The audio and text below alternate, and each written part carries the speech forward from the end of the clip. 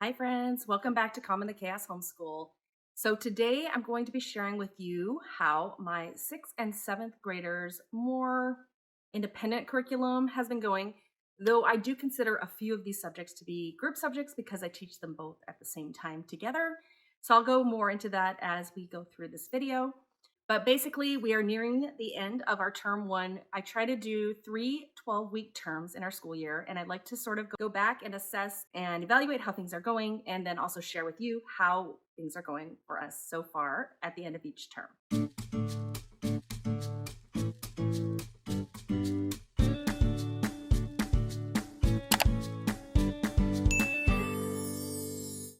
So this video is part of my term 2 reviews and reflections series. I've already put up my morning basket and my group work videos. So my group work meaning all my kids who are in 6th, 7th, 8th, and 9th grade this year. So those went up last week. And so today I'm focusing more on my 6th and 7th graders. And then I will have videos coming out on my 8th grader and my 9th graders work. So I do want to start out with, if you are homeschooling 12-year-old boys, 11-year-old boys, even 10-year-old boys. So far, it has not been the easiest road, I will admit to that. I have 2 boys. One has ADHD and one has autism, and they both have their own strengths and weaknesses.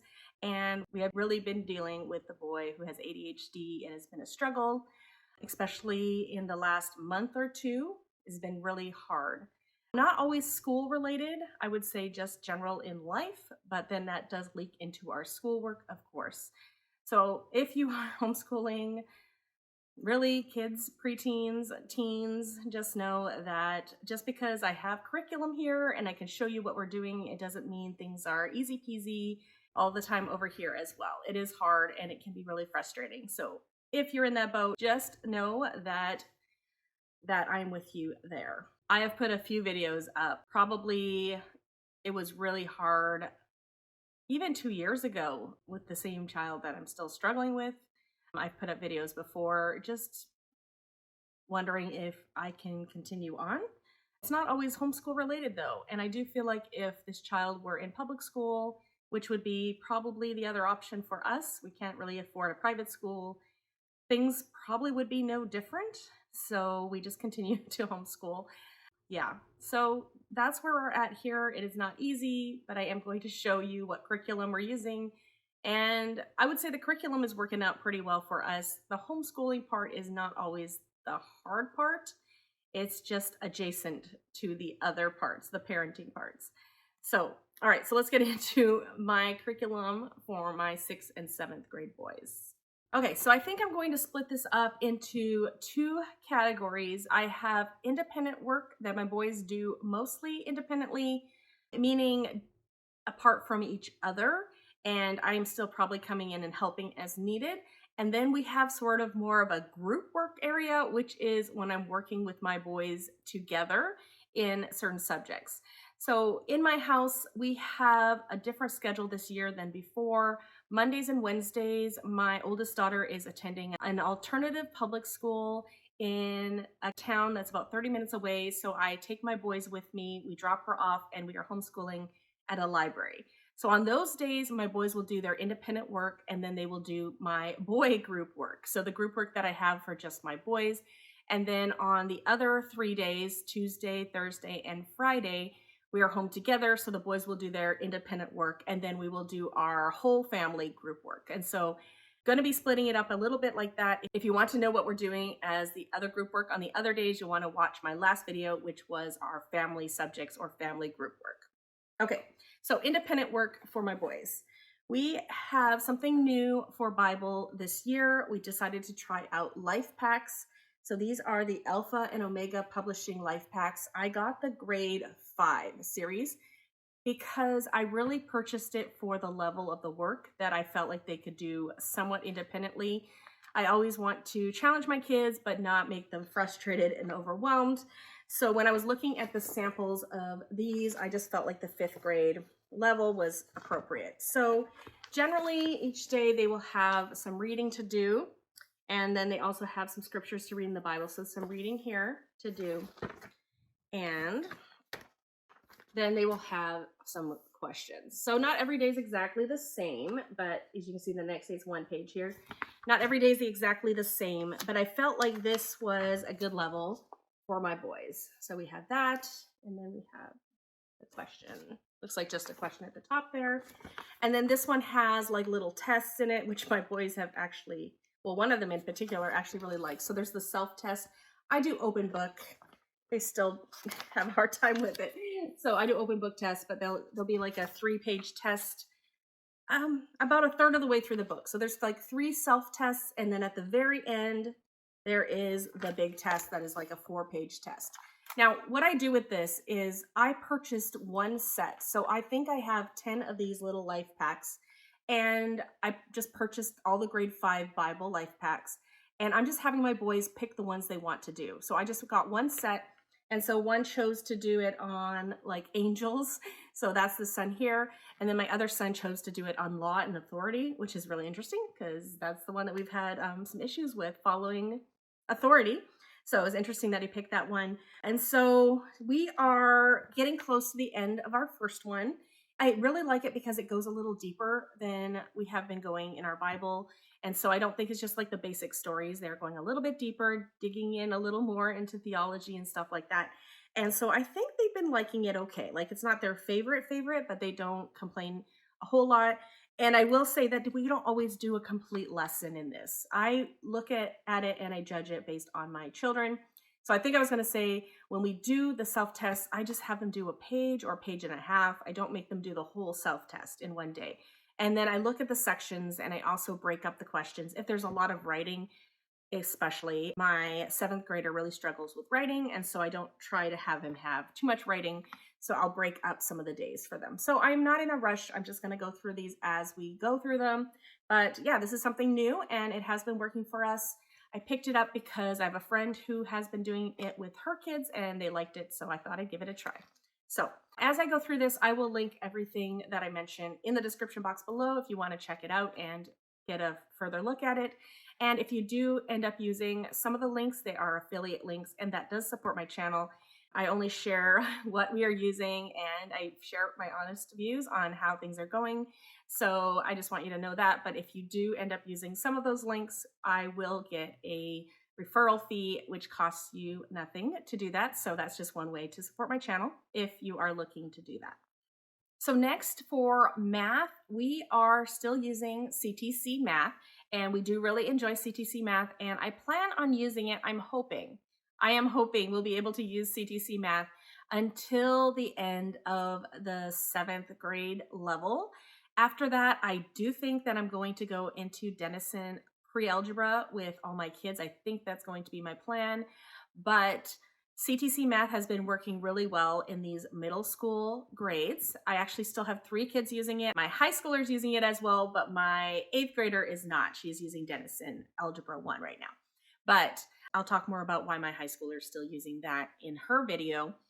But CTC Math, I like it because it is mastery. They go through different sections, so you'll be talking about, like, if you were learning addition, subtraction, multiplication, and division, you would have a whole bunch of lessons regarding those, and then you move into like decimals and fractions and stuff like that. So it's mastery in that each lesson is covering one topic, but then there are review pages that you can do. So once a week, generally once a week, if we have a full week, I will have them do a review page, which goes and reviews all the concepts they've learned up to this point.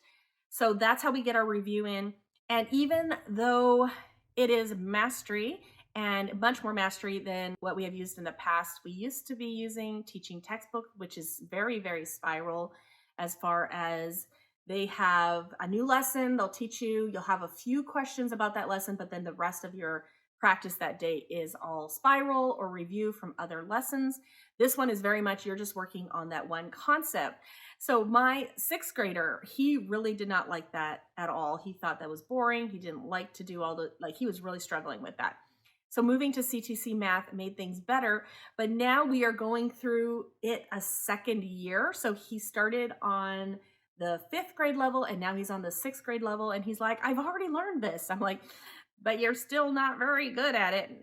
You know, try not to say it like that, but like you still need practice at this because he's still struggling with it, but he remembers that he's done this before. So even him hitting it once a year to him feels too spiral. And I'm like, no, you need to be learning this. So the mastery approach works better for both of my boys. I think all my kids with ADHD, they struggle with jumping around. So the spiral, like too many different reviews, they just can't like move their brain from different types of questions to other types of questions. So having that more mastery where the whole lesson is on the same type of question, there's variation within that, but it's on that same concept. That just helps them learn it a lot better and helps them not get so frustrated, and their brain doesn't have to do as many of those brain gymnastics. So CTC Math has been working, and we're going to continue with that. The reason why I'm not showing you anything here is because it is an online program. They do have a special price for homeschoolers. It is half off the normal price, and so half off for homeschoolers. And then when you get the family price, which is basically if you have 2 kids using it, you can get the family price, which means you can have unlimited number of children in your family using it. So it's very large family friendly, or even just if you have 3 kids who are using a math program, it's very friendly for that. So I will link that below as well. Okay, so next I'm going to go into language arts. I have language lessons for the elementary child, volume 2. This was the nicest cover I could find. You can see the back here. It sort of looks like this. The front cover used to look like this. It's fallen off of both of my boys' books at this point. So this is volume 2. We started out with volume 1. We are taking this very, very slow. I would say 1.5 years to 2 years. There are 180 lessons in here, and it has a variety of things. So they have picture studies. So look at the picture and tell us about the picture study. So like Charlotte Mason sort of style. Then they have things like, okay, here's a creative writing piece about the picture that we just saw. And it sort of goes through rotations like this. And then they have copy work. So there'll be copy work about a poem or a story. And this is Christian curriculum. However, I would say most of the poems or stories are not super religious, though if something was to be more religious, it would be the poem or the copy work, but not everyone is. And then there's going to be some writing about poetry. There's going to be some grammar lessons. This is all review at the end here, so review of different things. The lessons are super short, and the reason why it takes us so long to get through these is even though we do 2 lessons each time we encounter this, unless it's a copy work, because copy work just takes my kids longer. Unless it's copy work, we do 2 lessons each time we hit this. However, we only do it like twice a week. And so you'll see that I have a lot of language arts curriculum here, but we only do it 2 times a week generally, and we do things in a loop. So it's not even specifically twice a week. Could be once a week, could be 2 times or 3 times a week, depending on how often I want to do that subject. So next we have Editor-in-Chief. I got the level 1, which is supposed to be for grades 4 through 5. Wanted something simple and easy and not like to frustrate my kids. So this is grammar disasters and punctuation faux pas. Originally, I had thought I was going to go and get Fix-It Grammar level 2 or book 2 because we used Fix-It Grammar last year and I do really like it. But my youngest son, he was starting to show some frustration with it. And I think he just gets bored of things if he has to do it too much. So I decided to try this instead. So this is what we're using for one of our grammars this year. I'll talk about a different one later. But this is more editing skills. And so there are different, focuses. So I already pulled out some pages, but when we pull out these pages, it's going to be a focus on adjectives, adverbs, and articles. And usually there's a few pages talking about the focus. And on those days, I sit down with both my boys. We read through all of this. It does take a while to read through. Like this one is really, really long. So it does take a while. I might have to split that up into 2 lessons, but we'll read through all of the rules. And then they will have focused on fixing adjectives, adverbs, and articles. And they do tell you how many you have to find here. And so that's helpful when they're doing it. They don't just say done if they haven't found the amount that it says to find. And then at the end of learning about some different focuses, they do have some review where they combine the different things that they are trying to edit for. So this is really working well because it's really short. It doesn't take too long, my kids don't get too frustrated with it. And then I do check it with them together once in a while. So that is editor-in-chief level 1. And yeah, it's been a nice break from Fix It Grammar. Probably go back to Fix It Grammar next year and maybe just jump back and forth. We like variety in our homeschool, and just because we're not using something one year does not mean we did not enjoy it. We just like to change things up sometimes. So that is working well for us this year.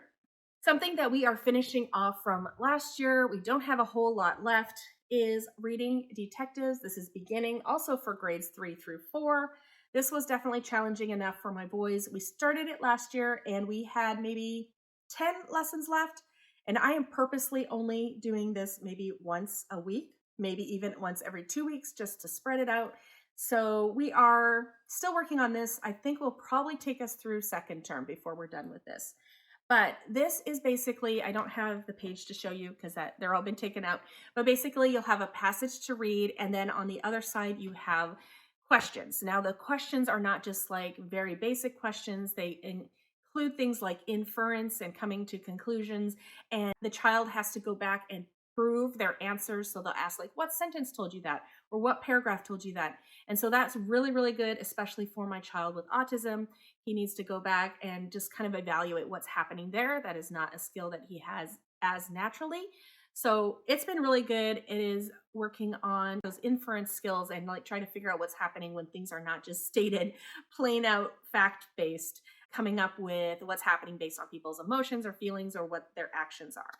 All right, so another thing for language arts, I would say this is probably one of the last things in our language arts independent work, is our reading journals by Not Consumed. So we are still working on these. I printed up a whole bunch of these pages last year. I got the PDF so I could print it up for my kids. And so every day, I say twice a week. Twice a week, I have them do their reading, and then they fill out the next section of these. They have different ones they have like any book ones, they have fiction ones, and then they have nonfiction ones.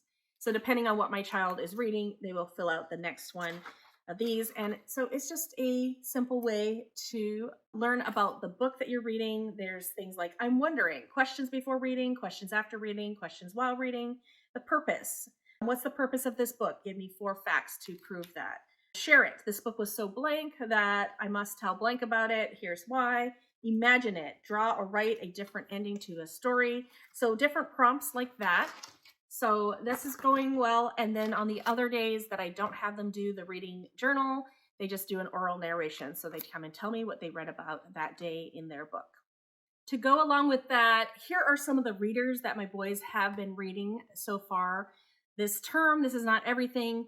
And they didn't both read both of these. Like maybe they both read it, or maybe one of them read this book. But we are focusing on Africa right now. So some of these books are based in Africa. We have a girl named Disaster. One of my sons is currently reading this, but the other one also read this one. So I kind of give them a choice. I'll give them like 8 books to choose from that are about Africa and maybe have them do 2 or 3. This time I had them choose 2 chapter books and 1 graphic novel. And so both of them chose to read this book. They also both chose to read this one. So the Red Pencil. So this is an interesting one. This is written in verse. And I think they both enjoyed that different take on a book. Before that, we are also learning about like Egypt. And so they both read Mara, Daughter of the Nile. And then here is one of the graphic novels. I think one of them read this one and then one read the other one. So this is When the Stars Are Scattered, and just a graphic novel based on a true story. There are some hard topics in this. And then the other one is called Illegal, and it's also a graphic novel. I think my daughter has it in her room because she's reading it right now. So that one is about like refugees coming out of Ghana. My youngest son also read this one, Ferris and His Town. And so he was all caught up on our history and our Africa readings. So I also have a bunch of books that I get from the library that are kind of at a maybe grade 5 level. And so he is currently reading The Losers Club by Andrew Clements. We actually read one of his books a long time ago, or listened to it as an audiobook, and we really enjoyed it. He has some really good books. And basically I'll look at like Sunlight reader, like level 5 reader suggestions, or I'll look at like boomerangs or things like that. and I will just pull a list of books that I think are appropriate for my kids' reading level, and I'll just have a bunch of them on our shelf. I get a lot from the library, or if I have them myself, I'll just put them in a section. And then, so if they run out of books that are ones that I wanted them to read, then I have another section where they can choose the book that they want to read next. And then finally, as far as work that they do mostly independently, we have Big Life Journal for teens. And this is something they did last year. We did the kid version last year, and they really liked it. So I asked them if they wanted to do the teen version this year or wait a year, and they said they wanted to do the teen version. So they are working on that, and it looks like we are getting close to halfway done. So we'll probably be done this by the end of term 2 or around the end of term 2, which is fine. I do try to draw it out over the whole year, but when we get some less things in the rotation, we get to do more things in the rotation more often. So that's always fun when things start dropping off at the end of the year. Okay, so that probably felt like a lot, but that is their independent work. And so we will do math every day. We do the Bible every day. And then they will do, oh, I didn't mention they both do handwriting. So they do the Good and the Beautiful handwriting at different levels. So my 6th grader, he actually has amazing penmanship, but he's not like, he doesn't have a lot of focus on the handwriting. So he's maybe at a level 5. And then my 7th grader, he really struggles with writing. And so I actually have him working on level 3 and 4 at the same time. He did level 3 twice because that is the beginning of cursive. And he's still really struggling with the formation of cursive. And I feel like if you have dysgraphia, maybe cursive might be easier to learn how to write. So we did level 3 twice, and then we started level 4, and it was too hard. And so what I'm doing now is I'll do a page of level 3, and then I'll do a page of level 4, a page of level 3, a page of level 4, to just kind of give him some variety. And I don't even know if he notices that he's doing the same level for the 3rd time. He hasn't mentioned anything. So that works for us. They do that like 3 or 4 times a week. And then there is one subject that my 7th grader does every day or 4 days a week, and that is this. So he is still working on phonics. So he is doing this daily phonics by Evan-Moor for grades 4 to 6 plus. This is remedial phonics. So this son, he does struggle with spelling and sounding out words. He's in speech therapy, and so learning how to spell words and write words has not been easy. Also, I think he has dysgraphia. But this is actually something that I picked up for my daughter, who is now in 9th grade. And when I looked at it, when she was done Explode the Code, basically the plan was to go into this after Explode the Code. My 7th grader, he finished Explode the Code level 7, and I do have level 8, but I thought that I would break it up and I would use this. So I was saying, I got this for my daughter, and when I looked at it after she was done Explode the Code 8, I just felt like it was too easy for her, and it was time for her to move out of phonics. So I never used it, and so when this son started coming up to the end of Explode the Code, I looked at it again, and I said, I think my son could use this still. So we are taking a break from Explode the Code. We finished Explode the Code 7 earlier this term, and we are starting this. And so it starts out very, very simple. So it starts out with like this, ending consonants. But for him, it is getting harder as we're getting to blends and things like that. So it is not actually too easy for him. I do have him do 2 pages each day. So he'll do 2 sides each day. So he'll do like one side there, and then he'll do the other side. So 2 pages each day. And part of the thing that is more of the struggle for him is the dictation part. So when I read the bottom here with the blends and things like that, that is more of the challenging part for him. And I'm sure things will get more challenging as we go through these lessons. So I think it's going to help with his basic just phonetics and spelling skills and things like that. If you have a child who is a little bit older and really still struggles with phonics, Explode the Code has been really great. We have used that for years. I think I started him with that 4 years ago. We're in our 5th year of homeschooling, still finishing that up. But this is another really good one to use with your kids who struggle with phonetics and spelling. A friend of mine recommended it to me because she was using it with her daughter, who was a bit older at the time as well. So we are using that with him. And then the other thing that my 7th grader is doing is spelling UC. We are on level C. And you can see how much I've taken out, not that much. We are no further than probably a 4th of the way through this. This is part 2. So we spent a whole year on part 1, and now we are probably spending a whole year on part 2, and that is just the speed that we're going at. We probably do this 2 or 3 times a week. I don't know if some point I might move it up to for sure 3 times a week, but it's just a struggle for him. He doesn't like writing a lot, and he just has a hard time spelling words. I will say though that even beginning of this year, I was very happy with him being able to spell words more naturally.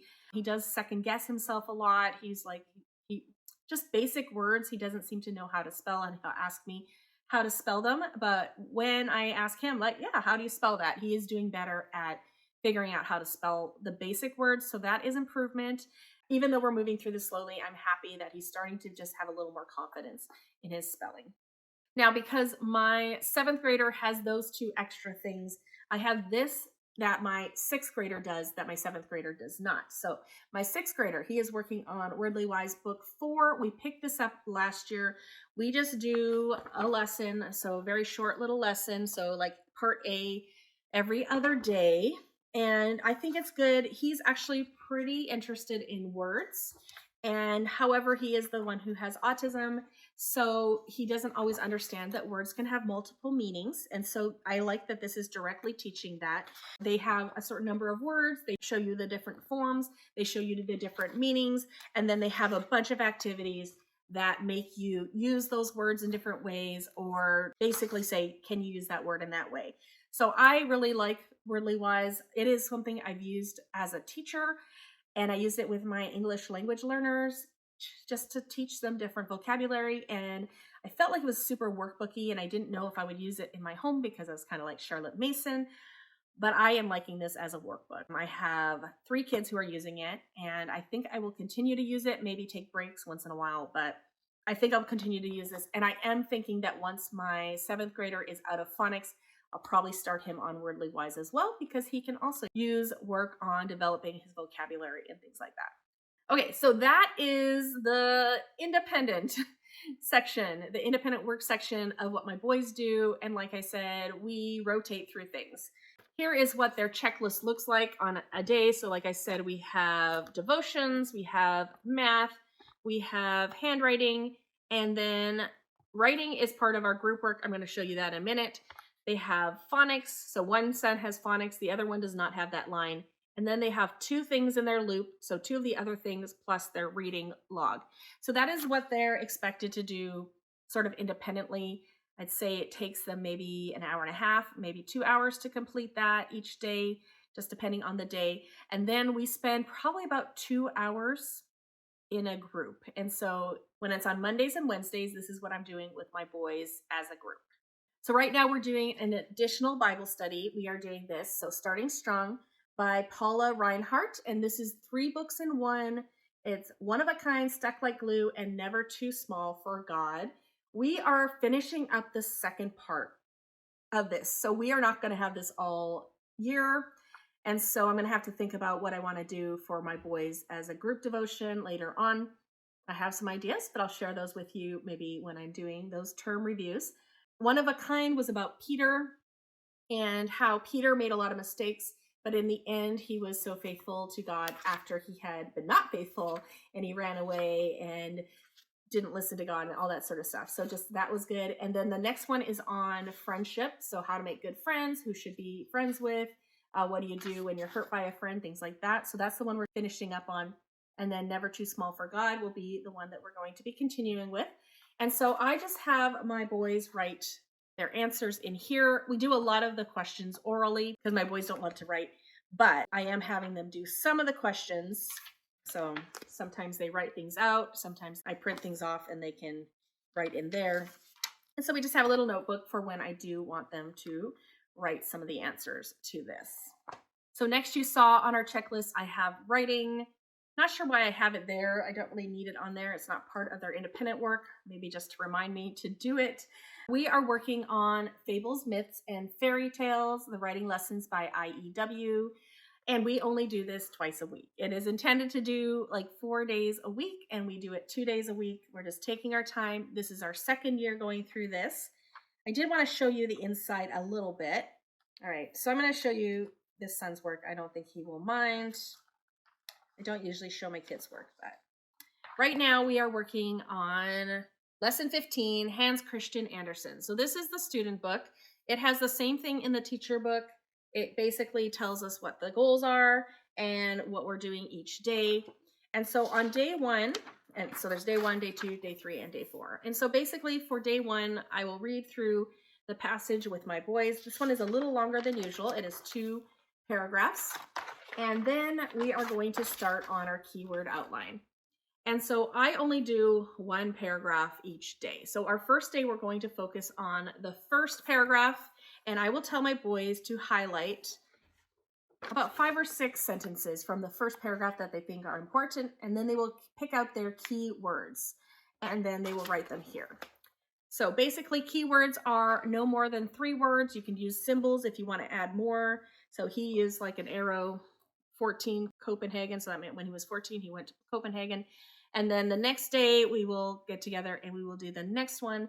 And then they're going to start writing out their paragraph. So I will have 1 day for writing out that paragraph and another day for writing that out. So I really drag this out. We only do like a paragraph at a time.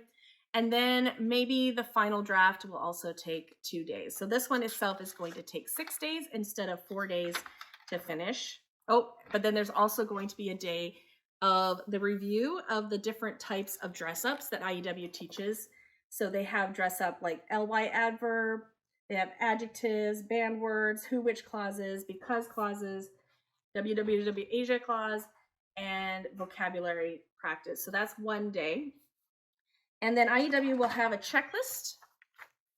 So when you're doing your paragraph, you're supposed to have these things in each paragraph. That's another difference I make. I don't make my kids do 1 thing in each paragraph. I make them have it somewhere in their essay. So if there's 2 paragraphs, if there's 3 paragraphs, I only need to see 1 of these dress ups. That's just how I adapt it for my kids to not get too frustrated. And so it does have a checklist here, and I adapt it to fit my family. So that is what we are doing for writing this year. And that's been working well for us. I am considering maybe going to IEW Structure and Style Level B, Year 1. That is the middle school, Year 1 next year. It's where Mr. Pudwa actually teaches the class. Wasn't sure if my boys could handle sitting and listening, but my one son, he really is social, and his sister, who's also like him, really enjoyed Mr. Pudwa and listening to the videos. Not sure if my other son, my 6th grader, could handle it, but I'd like to try it. So I might try that next year. But teaching this to them myself has worked really well because I can make those adaptations really easily, and I can make the pace of the lesson go quite quickly. So for IEW, if you don't know, you do want to either have watched the structure and style with your child or gone through their training programs, because if you just get the teacher manual, you're probably not going to get it entirely on how to teach it. I basically watched it when my daughters did the structure and style level A. I watched it so I have a good idea of what is expected, and so then I felt like I could teach my boys using it. But that's something to know about IEW. Okay, so I mentioned that the editor-in-chief is one of our grammars. This is our other main grammar this year, Beowulf Grammar. And this is book 1. There are 4 books that are about this big each. And we are getting close to the end of the first book. And my boys have really enjoyed this. It is very different from anything we've ever done before for grammar. It is very hands-on. It has comics, it has cutting and pasting, coloring activities, and my boys have not felt like this is too babyish for them. Like I said, they're in middle school. This is intended for maybe 3rd through 6th grade or 2nd through 6th grade, and it's been great as a kind of a review. Like, they should know most of these things by now, but it's been good. Like, they're learning new things. And so, yeah, so it's a very colorful, fun way to do grammar. And like I said, we're almost done book 1. So we probably will take more than a year to get through this, but that will be fine. We're getting close to the end of book 1. So I guess it just depends on how often we do it. We generally only do this twice a week. And so that is the pace that is going to get us almost done in a year, maybe a year and a half. And that works for me. So that is working well for us. We've enjoyed that.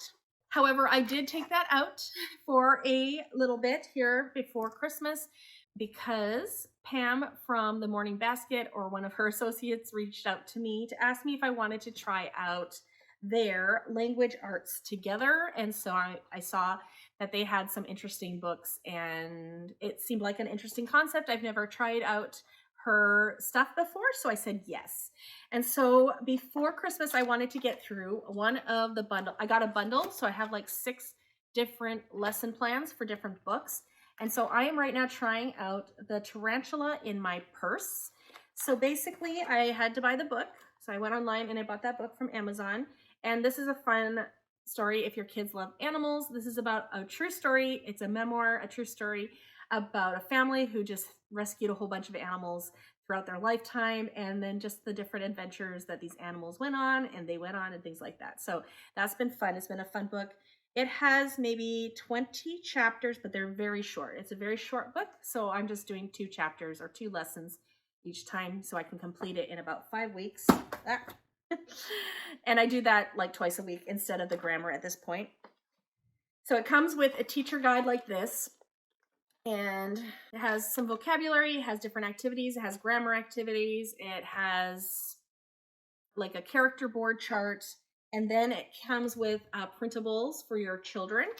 And so here's just like a vocabulary chart or vocabulary cards. And then I'm having my kids take a break from the handwriting and doing the copy work. So they have like different copy work pages. And so we're going to be doing the copy work and dictation for this as we're coming up into Christmas.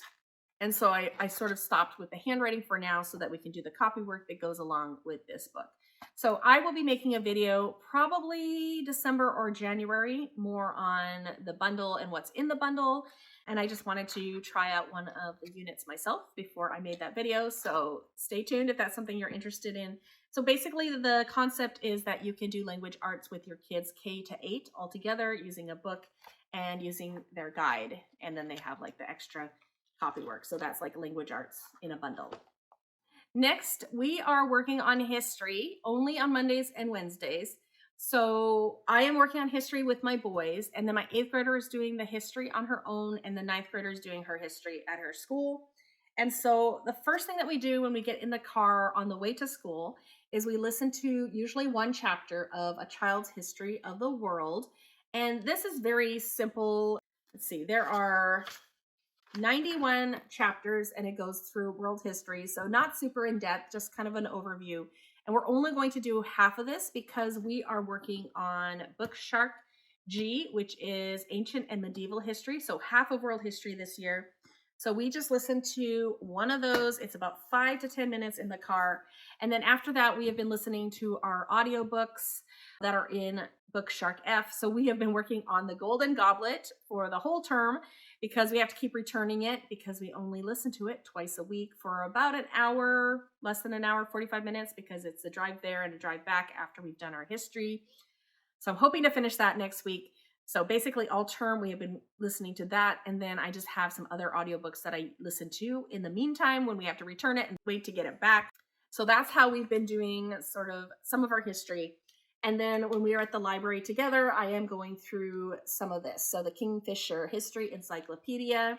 I just have typed up the lessons in order of what Bookshark would have me do. And I actually try to read 2 days of lessons each time since we only do this twice a week, or just like 3 pages. Generally, I'll try to do 3 pages here. So one day would normally be 2 pages. I just try to do 3 pages whenever it makes sense. So that is working well for us. That's how we're doing history, along with all the readers that they're doing that have to do with history as well. And then the other thing that all my kids are doing, so my boys are doing together, and then my 8th grader is doing on her own, and my 9th grader is doing on her own, is science.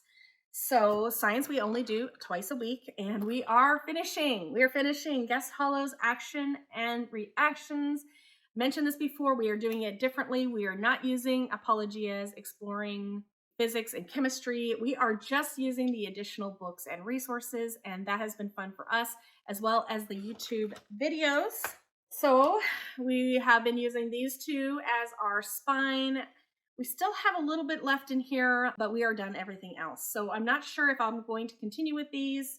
We have gone through most of the periodic table. This is a fun little goofy periodic table book. It kind of gives them little personalities. And then this is more of a practical, how do we see that element in the world? Where do we find that element? Things like that. So I've been reading a few elements from here and here every day as we've been going through this. And I might have about a fifth of the way left. So I'm not sure, because I do want to move on to our next unit soon.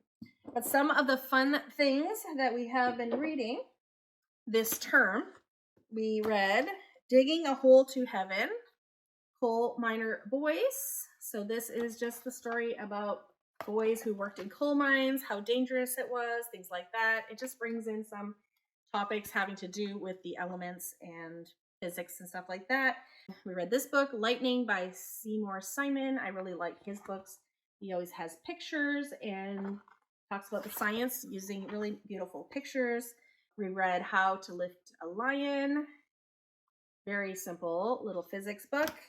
We read Science Charged Up, talks about how electricity gets from like dams to our homes. We read like an Albert Einstein book. Not sure where it is right now. We read about Marie Curie as well. And then another suggestion was The Bat Scientist, which I did not read. I might just leave this out for my boys, but I'm not sure how this applies, but it was too long.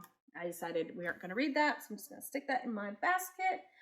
And then as a read aloud with just my boys, when we're in the library, I've been reading this, The Boy Who Harnessed the Wind, Young Readers Edition. We have really enjoyed this. It really has tied in with what we're learning in science. 3 more readings left of this. And we're going to watch the movie pretty soon when we're done reading that. So that was fun.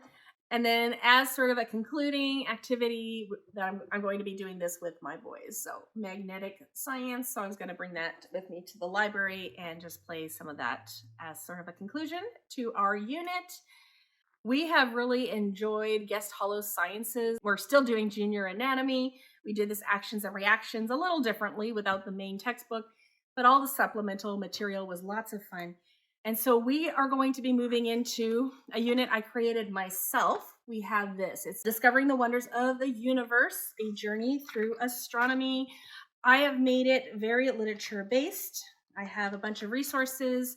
And so this is like a week. You don't have to do everything here, and we won't be doing everything, but I have some beautiful books as the spine. I have some Christian books that I can read if I want to. I have an activity book here. And then I have like additional really cool books that we can pick and choose to see what we want to read. I will have my boys do a narration journal each time we do it. So they'll have to pick some of the books and resources that we learned about, draw a picture, maybe write a paragraph about what they learned. And then I have a bunch of additional videos that we can go through. So I'm really excited about starting this. I think this is probably what we're going to be doing for the rest of the school year. So as we're doing this, I will show you more of the books and stuff that we are doing, but I'm really excited about getting into that. My current 9th grader is using this as 1 semester of her science this year. The school approved it as her science this year. So she's been enjoying that and reading all the books and enjoying what I created. And so I'm excited to actually do it with my boys this upcoming term and year. So that is a lot. That is a lot. This is a very long video. I apologize for such a long video. Hopefully it's not too long. Thank you so much for coming, and let me know if you have any questions. If you like videos like this, don't forget to give me a like and subscribe if you haven't already. Thanks so much for coming today, and I hope to see you all in a future video. Bye, everyone.